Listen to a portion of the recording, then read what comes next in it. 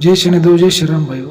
आज का जो हमारा विषय है कि एक ऐसा पेड़ है जो उसकी जो मूल्य अगर आप सिद्ध करते हैं, पास में रखते हैं, घर में रखते हैं, तो आपके काम धंधे में, व्यापार में बढ़त होती है, पैसों में बढ़त होती है, आपकी जो सारी इच्छा है वो पूर्ति होती है, सारी मनोकामना की आपकी पूर्ति होती है। ऐसा वो एक पेड़ के बारे में आपको बताने वाला हो जो तंत्र शास्त्र जो इंद्रजाल विद्या है उसमें बताया गया है, उसके बारे में आज मैं आपको जानकारी देने वाला हूँ।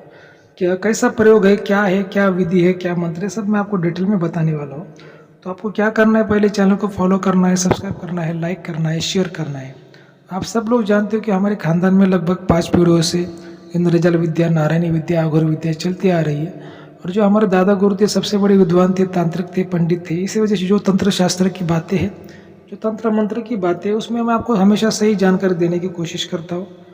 तो देखिए, तो बात ऐसी भाइयों कि बहुत से लोग मुझे बोलते हैं, गुरुजी हमें ऐसा कोई वशीकरण प्रयोग बताइए जो हमारी मनोकामनाएं पूर्ति हो जाए। अभी किसी को कोई शारीरिक प्रॉब्लम होती है, किसी को मानसिक होती है, किसी को आर्थिक होती है, अलग अलग लोगों की प्रॉब्लम होती है। लेकिन ज़्यादातर लोगों की जो प्रॉब्लम होती है वो आर्थिक प्रॉब्लम ज़्यादा होती है। क्योंकि लोगों का कहना होता है, गुरुजी अगर आदमी के पास में पैसा आ गया ना तो सब कुछ आ जाता है। पैसे की इतनी बड़ी ताकत है कि पैसों से हम कुछ भी खरीद सकते हैं और जीवन में हर सुख पा सकते हैं। इसी वजह से सबसे बड़ा जो प्रॉब्लम होता है आर्थिक होता है और हमारे पास में पैसा आना चाहिए। ऐसे लोगों के मुझे सवाल होते हैं, तो इस पर हम आज वीडियो बनाने वाले हैं। अभी देखिए, ये जो तंत्र मंत्र की बातें हैं ये तो बिल्कुल सच है। जैसे अपना जो सनातन धर्म है उसमें शास्त्र है पुराने, जिसमें जो चमत्कार बताए हैं वो पहले युग की, पहले ज़माने की बातें। वैसे ही जो तंत्र शास्त्र है सालों सालों से, लाखों सालों से चला आ रहा है, उसकी भी बातें हैं। लेकिन हो सकता है कि पहले ज़माने में वो जो तंत्र मंत्र विद्या हो 100% काम करती हो, आज के ज़माने में भले उतनी ना कर पाए तो कम से कम 10% 20% भी उसने अगर वो काम कर दिया तंत्र मंत्र ने, प्रयोग ने, तो फिर भी आपका फ़ायदा हो सकता है। तो ये जो क्या प्रयोग है, कौन सा पेड़ है, उसकी जो मूली है वो मूली को सिद्ध करना पड़ता है। तो उसकी मूली कैसे लाने की, कब लाने की, पूरा मैं आपको डिटेल में बताने वाला। वीडियो को थोड़ा ध्यान से सुनिए। तो देखिए, उस पेड़ का जो नाम है उसको कोई औदुंबर बोलता है, कोई उम्बर बोलता है, कोई गुलर का पेड़ बोलता है। ऐसे अनेक नामों से वो पहचाना जाता है। और उसको हिंदू धर्म में, सनातन धर्म में उसको भगवान का रूप भी उसको माना गया है, गुरु का रूप उस पेड़ को माना गया है। तो देखिए, एक शक्ति के रूप में उस पेड़ को मानते हैं, बहुत ही सिद्ध के रूप में, पवित्र उस पेड़ को मानते हैं। औदुंबर, गुलर, उम्बर ऐसे नामों से वो पहचाना जाता है। अलग अलग राज्य में उसकी, अलग अलग भाषा में उसके अलग अलग नाम हो सकते हैं। तो क्या करना है आपको, उस पेड़ की जो जड़ है, जो मूली है, वो आपको लानी है। तो कैसे लाने की, ज़्यादा बड़ी नहीं लाने की ज़रूरत, 2-4 इंच भी लाई तो बहुत हो गई। तो कैसे लाने की वो भी मैं आपको टाइमिंग, उसका नक्षत्र, योग, मुहूर्त क्या होता है आपको बताने वाला हूँ। तो देखिए, जैसे गुरु पुष्य मुहूर्त होता है, या फिर कोई पूर्णिमा की रात्रि होती है, या फिर गुरु पूर्णिमा होती है।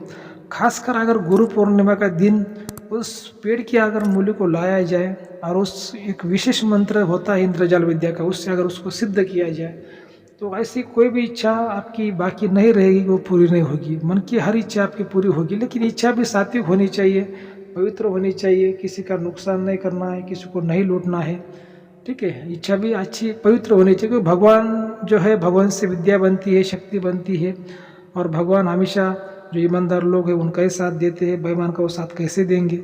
इसी वजह से आपको मन को पवित्र रखना है, और जो इच्छा मन में रखनी है तो अच्छी ही रखनी है। जो भी आपका जो फायदा होता है उसके बाद में उस पैसों से आपको कुछ दान धर्म करना है और कुछ फिर आपके जीवन के लिए खर्च करना है, ठीक है। ऐसे आपको पवित्र इच्छा रखनी है। तो ये जो पेड़ तो हो गया, उसकी मूली तो लाने हो गए, कब लाने की ये भी मैंने आपको बता दिया।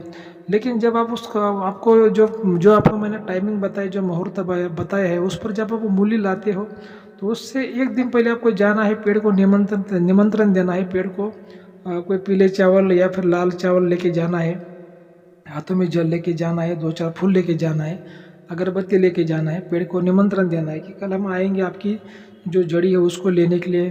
कुछ गलती है तो आप हमें माफ़ कर दीजिए, हमारी जो सिद्धि है, जो प्रयोग है, उसको सफल करिए, हमारे मन की इच्छा को पूर्ति करिए, ऐसा आपको बोलना है, ठीक है।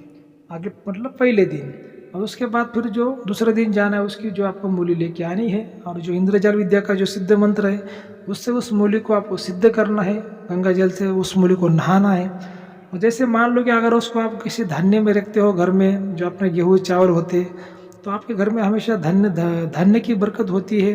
जो फसल है, अगर खेत में रखते हो तो खेत में जो फसल है वो भी अच्छा आएगी।